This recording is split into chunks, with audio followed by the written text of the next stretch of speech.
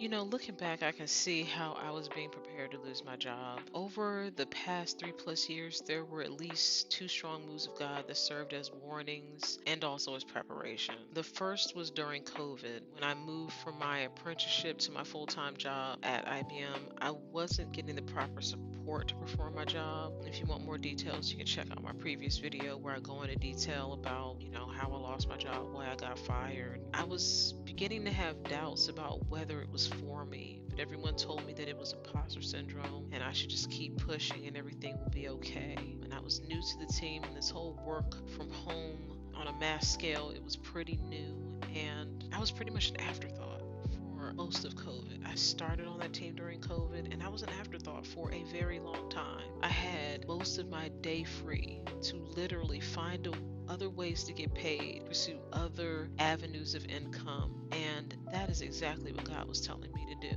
God was leading me to start a YouTube channel with my kids. We were all home, and not only that, but everybody else was home. It was a prime time to gain a community very easily while everybody wasn't distracted. I didn't listen. And how do I know this? How do I know that God was speaking to me, specifically telling me to start a YouTube channel? I know through experience of how God speaks to me. I have ADHD and I overthink, and I have a tendency to mull over decisions and mull over them again. So early on in my walk, I prayed that when God speaks to me or the Holy Spirit is moving, that it happens in the moments when my mind is quiet. And I know that that's really rare. So I was like, God, if my mind is just going, just hit me over the head with it. Hit me over the head with your instructions or whatever you are unctioning through the Holy Spirit so that I have no doubt that it's you. And that's exactly what God was doing during that time. I mean, okay, here's some examples. For about a month, all my feeds on YouTube were about starting a YouTube channel. Not only YouTube, but Instagram, TikTok. And I was on those heavy back then. But every platform that I was on was about pretty much starting a YouTube channel, entrepreneurship, just getting started. I was never watching videos like there were videos on getting rid of fear and self-doubt, setting on my own, just getting started, and I was not searching for these things. So starting a channel was not on my radar, and it was not something I was interested in.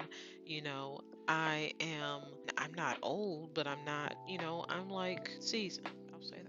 But, for me, it's still weird to sit down and mindlessly just watch someone day in and day out. But that's because I see my kids watching things that aren't of substance, like mukbangs and, FGTV and stuff like that. I mean, they're kids, so I get it. But that it just seemed weird to me. I come from a generation of TV. So YouTube is now TV, and that's it's growing on me. Church messages were about preparing myself and casting out fear. There's sermons about entrepreneurship. Just do it. Obedience brings the reward. My mind is most clear when I sleep. So God was speaking to me a lot in dreams. And I already knew I had a history. I have a history of giving revelation through dreams. God reveals things to me through dreams because that's when I am usually most receptive to instruction. Because usually, I have ADHD. So most of the day is spent focusing and micro focusing on just about everything I see. Everything that I take in cannot be ignored. It's like having multiple radios playing in my head at the same time. And every once in a while, the radio will turn to a song that I really, really like, and that's what I'm focused on in my mind, and I'm absolutely distracted. So I often have dreams of things that actually come to pass or things that God is bringing to my attention, warnings. I've had dreams of, people passing away and then they've passed away. Yeah. So I had doubts. I still had doubts. Can I really do this? Who wants to hear what I have to say? Do I have a relatable life or message that anyone wants to see? All this doubt while I'm watching my kids, like I said, literally watch YouTube, and I walk by and say, geez, there's a channel out there for everyone. I mean, how can you watch this? But I doubted myself. I doubted myself, and I doubted what God was trying to do to sustain me before the storm. So fast forward, I get fired about 2 months before. I would start Spotify, and none of the music that I wanted to listen to was working. I mean, for me, I'm big on music. It's not just a beat for me. I'm focused on the words, like I said. Maybe it's the ADHD thing, but I'm focused on everything, the acoustics, the feel, what it makes me feel. which is why I cut out secular music, because I don't want to embody those spirits. I don't want to invite those things into me or to influence me. I want to be a good wife and a good mother. I want to be a leader, and I want to influence people to do good. And secular music just does not align with those principles. That's another video for another day. The music that I was listening to was disturbing. It was kind of irritating to my ears, if that makes sense. Kind of like somebody scratching a chalkboard, or if you have some sort of sensitivity to somebody rubbing two pieces of styrofoam together, that's what it was like to me. And the thing is, like I said, I don't listen to secular music anymore, so I didn't understand what was going on. It was all Christian, it's all uplifting. So, these are my go-to playlists. But I did have an old playlist that I used to listen to in great times of stress. Time of being in a low place where my kids were the only reason why I literally didn't pull the curtain sometimes. That playlist was part of my saving grace.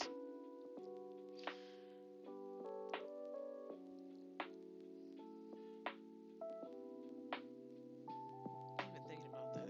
Just where God has brought me from to where He's put me now. You have no idea. But I turned on that playlist for some reason because it was the only thing that I hadn't tried. And it was like I was a starving person being fed. I mean, I would literally cry uncontrollably every time certain songs would play. Just like I cried when I was in that low place and I had no idea what was going on. But God was working on me, and He was preparing me even then for this situation right now. Fred Hammond's Destiny, I played that over and over again for days. And when I say days, I mean like literally 24 hours a day. I played it in the shower. I played it when I woke up. I played it when I went to sleep. I fell asleep to the song. Something was feeding me. I couldn't understand what was happening, but I knew that something powerful was going on, and I just was allowing the Holy Spirit to do what it does. I was listening basically every free moment that I had. And then when I felt myself being full, I was still doing my Bible studies every morning, 365-day Bible. It got to the point where those studies started to feel extremely personable. The main messages that stood out to me were holiness, drawing closer to God, deliverance, and once again, we keep circling back to obedience. And I was feeling full and prepared for whatever was coming, and I knew that something was coming. I just didn't know what. And God was addressing all of those questions that I had. When He talked about Moses, when God told Moses to deliver, or to be His conduit to deliver the children, Moses said, "Well, what am I going to say? I can't say. I can barely talk. Why are people going to listen to me?" I was having those same types of questions, and God was answering those questions, and it felt deeply personal.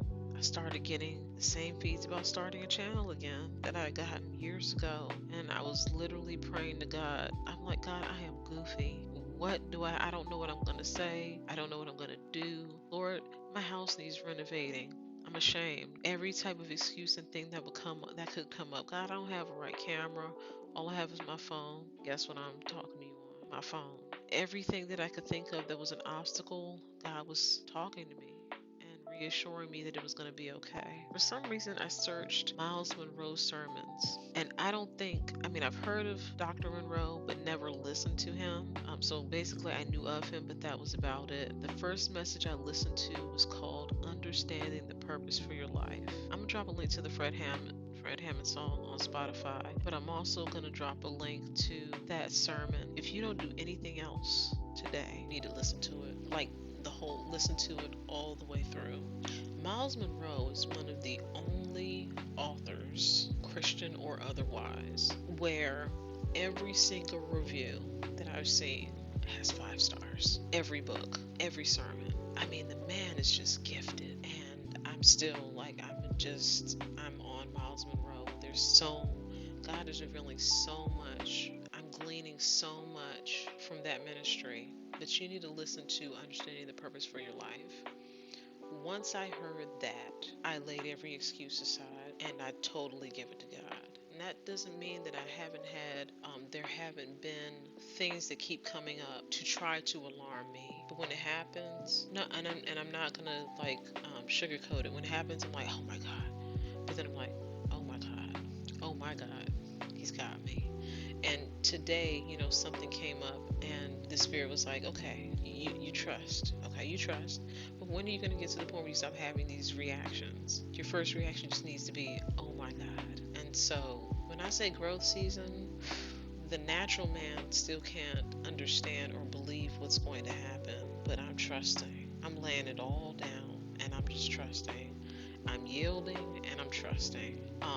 But I want to read these lyrics to you because, like I said, when I was in the low place, I used to listen to this song all the time, and it got me through. But there were so many life issues going on that even though I understood the words, I didn't internalize these words. I want you to listen to this, and then I want you to listen to the Miles Monroe sermon, and you'll understand exactly what I'm saying. Born to give my very best to the one whose willingness to give his life, he just said yes, and here's the reason. He saw me out there all alone, so for my sins he did atone. Purchased me, I'm not my own, I want to please him. So now I serve him, brought me and is able to keep me all together. In the presence of his glory I have found that for my life his good and perfect purpose was designed to bring me to the place where he has need of me. So I want my destiny. Yeah, I can't settle for half or nothing short of what you made me to be or want me to be, because I want it all. And as I look around, the time is now. My mind is telling me, gotta be destiny. Not called to sit upon a shelf. He didn't die just for his health. And with the time we have, let's waste not all on selfish reasons, but we must seek to please him first, to find his will upon the earth. Now listen, when I first heard this, I literally broke down and cried. I want you to understand how powerful these next two lines are. Just listen to them and think about it. They look back from death to birth. They'll say they've seen him. This song is about destiny and legacy. Destiny and legacy. I'm going to finish reading, but we're going to come back to that. So we must serve him who brought us and is able to keep us all together in the presence of his glory. We found that for our lives, his good and perfect purpose was designed to bring us to the place where he needs us to be. Do you want your destiny? Come on. Can't settle for half or nothing short of what you made me to be or want me to be, because I want it all. As I look around, the time is now. My mind is telling me, gotta be destiny. Hold on, don't let go. To give up now would be jacked up for sure. The journey is long and hard is the fight, but we trust in the Lord and the power of his might. There's power in his word, and he's gonna see us through. So keeping the faith is what we've got to do, to believe our God is more than able. Fight the good fight as we press towards the mark. We push in, that we obtain his favor, so we will know and have true confidence that the prize of his call is much greater. Say, I really want my destiny. Man, do you understand? Let's go back to this. Not called to sit upon a shelf. He didn't die just for his health. With the time that we have, we can't waste it all on selfish reasons. We have to seek to please him first and find his will on the earth, so that when the people around us look back from our death to our birth, they'll say that they've seen him. As soon as I heard that, I'd never heard it that way before, ever. As soon as I heard that, it was like blinders had been lifted off of my eyes. And then something sad but very powerful happened. My husband's aunt passed away. And this was the first funeral, no joke, this is the first funeral I've ever been to where people didn't have to make up something to say good about that person. Okay, that didn't come out right. This is the first funeral I've ever been to where people did not have to make up good things to say about a person. Her church was there and her family was there. She wasn't always a saint, but her character covered her before she became a saint. And after that, I mean, it was just like, in that moment, seeing these people celebrate her life as opposed to people just crying and, yeah, there were some tears, but it was also a celebration. There was a call to Christ. There was conviction. I said to myself, when I leave this earth, I want people to look back from my death to birth and say they saw him, because that's the way. Because no matter any other funeral I've been to, no matter how good of a person they were, it was fake. You can't fill up a sermon with just like a person being decent without you having to stretch it out. Like, it was just very touching. And as sad as it was that she's gone, oh man, I wish I could have met her. I really wish I could have. To just have a woman of God that had that much impact in the world, to glean from that type of person, that would have been amazing. I really wish that I could have met her. But me not knowing her, and she's not my blood relative. I'm marrying into the family. She left an impact on me. I didn't even meet the woman. I want people to say that about me. And so that requires a laying aside, finally being obedient. This is the place where God was trying to get me to for so, so long. And I better sooner than later, I guess. But these are all the experiences that make me say that it was just a blessing. Y'all know I can't be out here cracked and ashy. Oh, this Blistex is really doing what it's supposed to do. Anyway. So that's how God prepared me to lose my job. I really feel like it was a removing of an obstacle, because I got comfortable, and I knew it wasn't for me, but I got comfortable with the money, with the working from home and all of that. But it wasn't good for my health. It wasn't good for my family, but I was holding on too tight to that thing. And so I really feel like God removed that so that I could go for my destiny. If you listen to that Miles Monroe sermon, you'll understand about writing your vision. What is your vision? So that's what I'm working on right now. But now I'm just being obedient. I don't know what else to say. But it feels good, and I feel peace, and I'm learning something that has been very hard for me to grasp in life, and that is that there's going to be obstacles and hardships. Learning how to rely on God instead of me trying to figure stuff out in my own understanding.